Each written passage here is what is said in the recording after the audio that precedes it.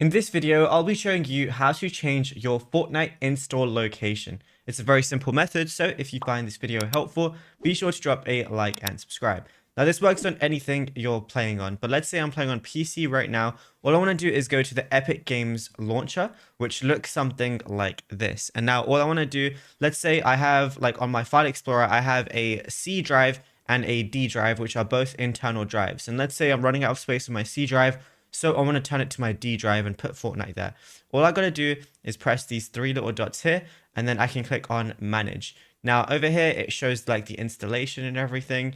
And all I would have to do is go ahead and press these three little dots, go to manage, and then I just want to open the install location. Now I see the install location right here. So all I have to do is literally just go ahead and right click and cut this or copy it. So I'm going to copy this folder right now.